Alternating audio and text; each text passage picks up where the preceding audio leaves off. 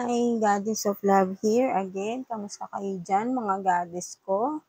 Anong meron sa inyo ngayon today, mga goddess? So, yeah, another reading tayo today for the Earth signs, Taurus, Virgo, and Capricorn. So, kamusta ang ating mga Earth signs dyan ngayon, no? So, yeah, let's see anong meron sa ating mga Earth signs, no? So, yeah.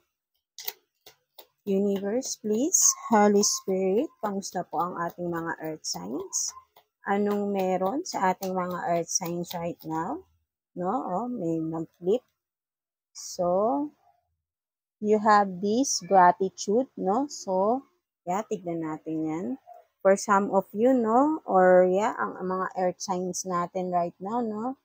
You have this gratitude, no? So, nagpapasalamat kayo, no? Kumaga, masaya kayo right now sa mga blessings, no? So, full of ano kayo ngayon, no? Na, yung bang happiness, ganyan, something like that, no? Kung na masaya kayo sa mga blessings na natatamasan yung right now, no? Sa inyo, no? Mga earth signs natin dyan. So, parang kumaga, napaka-light nyo lang, parang feeling blessed, no? Ayan ang inyong nararamdaman right now, no? For some of you, no? Kaya parang, kumaga, sobra-sobra yung pasasalamat nyo kay Lord, no? Kay Universe, no? Something like that, no? So, yeah, tignan pa natin.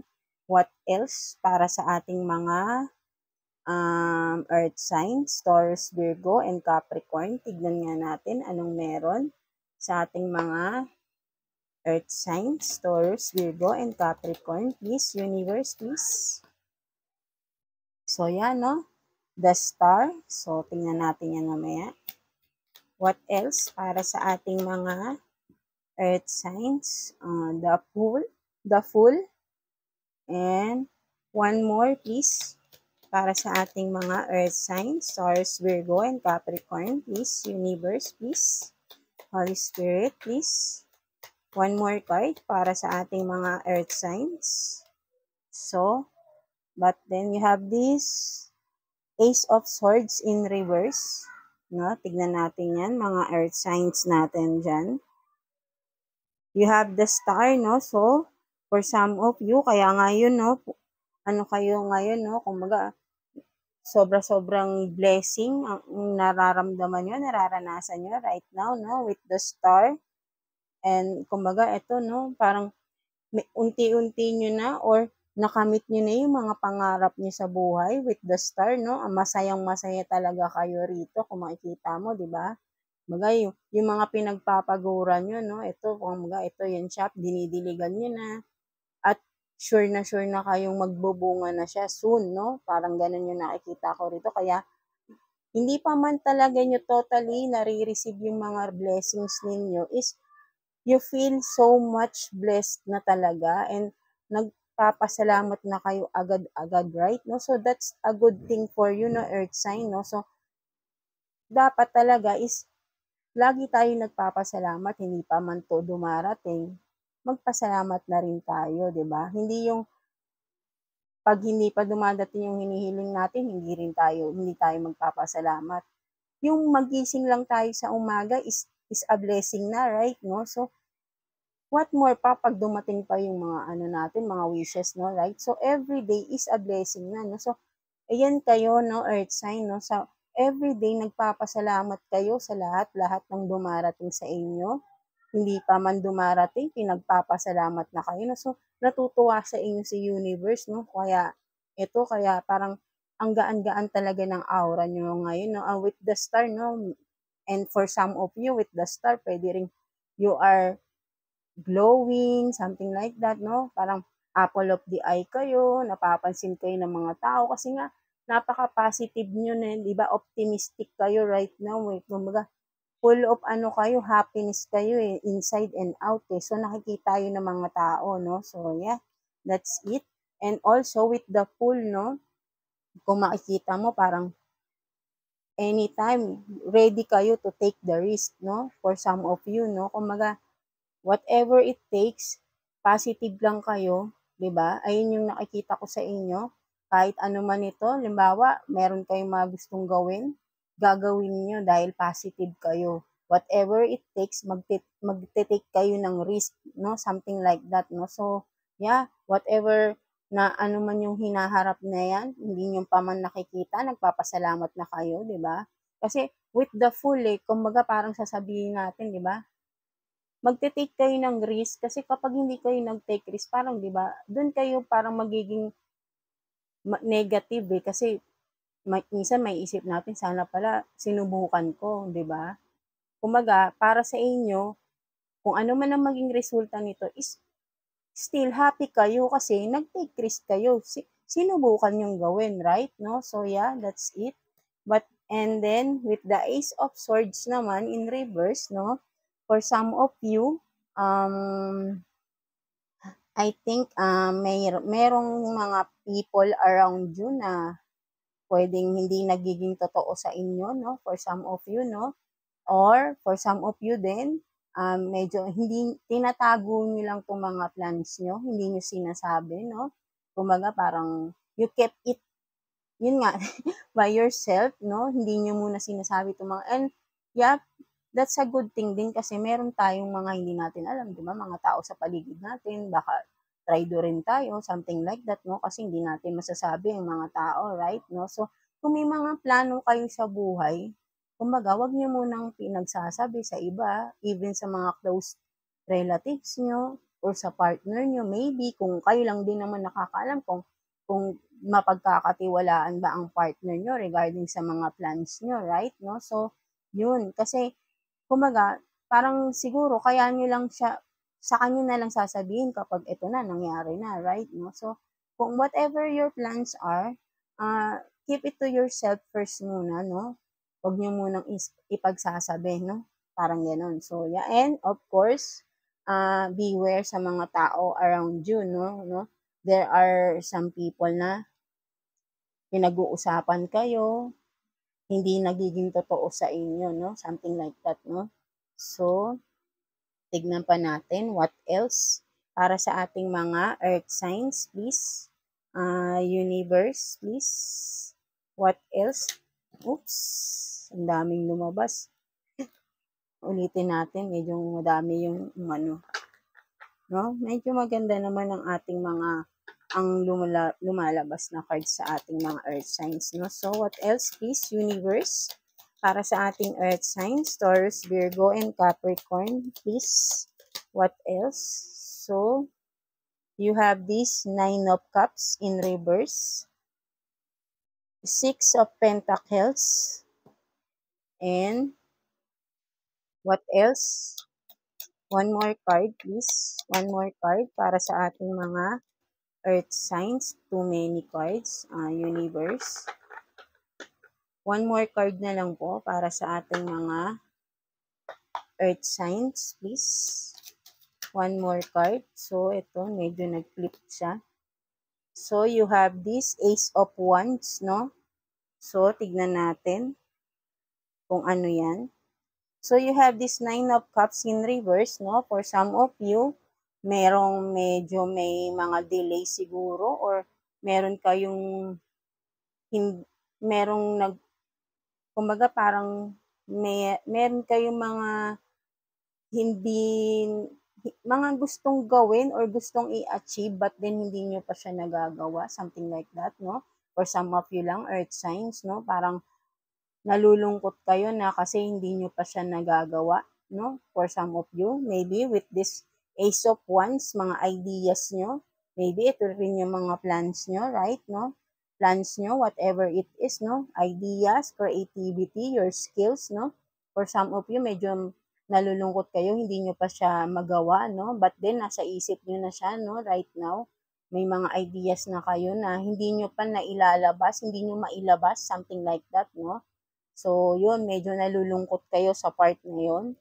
And then, with this Six of Pentacles, for some of you rin, no, masyado kayong mapagbigay, no, parang for you, kahit na wala man lang, kahit walang kapalit is mapagbigay kayo, no, earth signs, no. So, for some of you, ito yung character nyo, no. So, that's a good thing rin na kasi syempre, kung magbibigay tayo, wag naman tayo rin yung mag-expect, no? Yes, it's it's better to have the give and take, no? But then, kung halimbawa, mas okay na rin yung magbigay tayo and then don't expect in return, right? No? Kasi ibig sabihin, kapag ka nag-expect tayo, parang ibig sabihin, kaya lang tayo gusto nating magbigay para meron tayong ma-receive in return. Hindi man ito material, kumbaga parang pwede rin nag-expect tayo, magbibigay tayo sa mga tao para maging mabait sila sa atin. Something like that, no? So, hindi rin maganda yun, right? No? So, yeah, whatever na binibigay natin, don't expect in return, right? No? So, hindi naman din tayo kinakalimutan ni God din, ni universe. Kung nagiging mabait rin talaga tayo sa kapwa natin, soon, may reward rin sa atin si God, right? No? So, hindi natin kailangan hingiin to sa mga tao. Si God na mismo yan. Basta nakikita niyang wala tayong tinatapakan, right? No? So, yeah, tignan natin what else ang sitwasyon ng ating mga earth signs right now. No? Tignan pa natin what else para sa ating mga earth signs. Ulitin ko lang what else para sa ating earth signs, Taurus, Virgo, and Capricorn universe, no? Sa kanilang sitwasyon, no? What else? Medyo ang dami talaga lumalabas ng mga cards, no?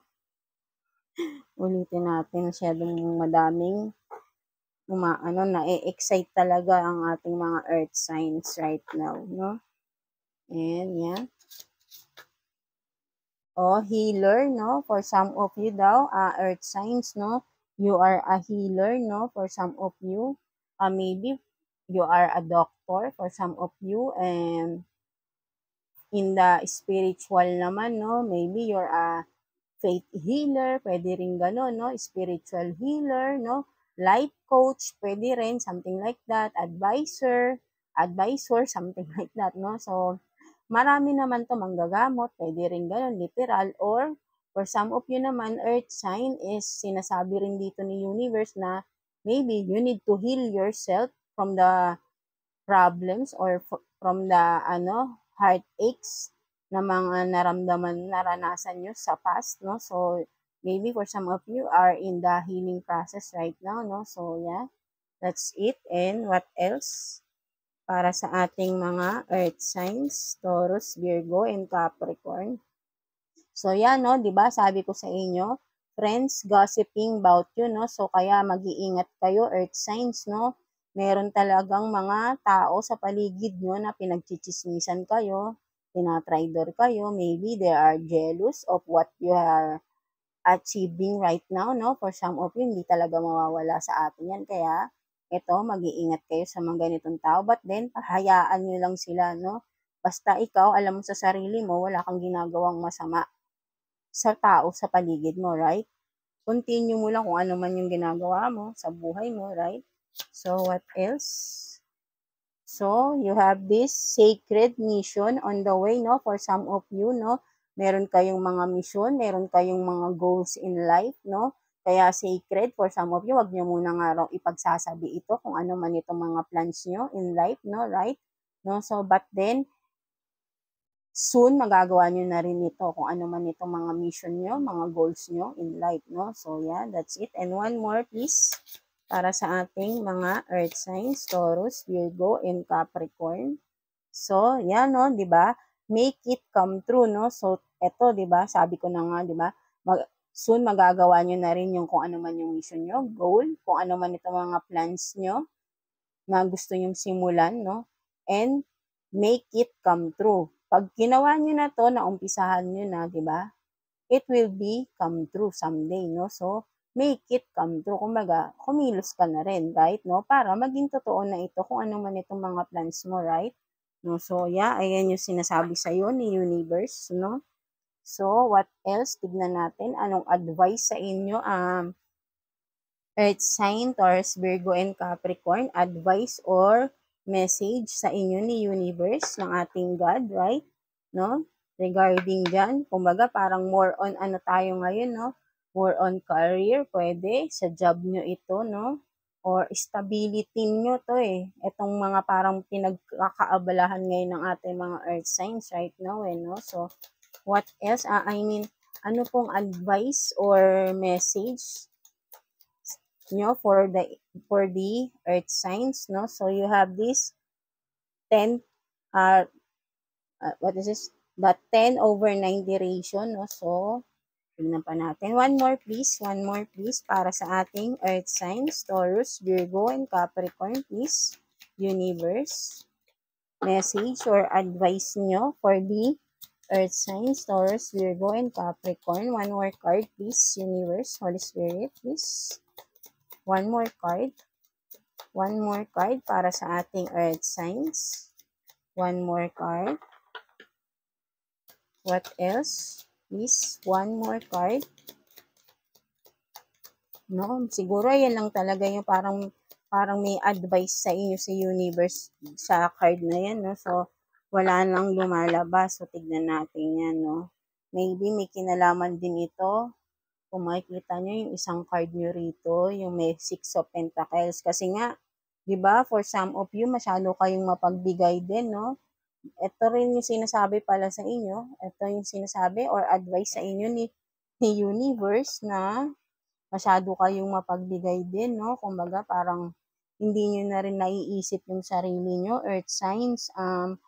Kumbaga, makikita mo is 10/90, no? Ito yung timbangan, no? So, hindi siya pantay. Ang dami mo nang naibibigay, pero ito lang yung natitira sa'yo. Kumbaga, halos lahat, binibigay mo na sa kanila, no? So, maybe, hindi na rin tama.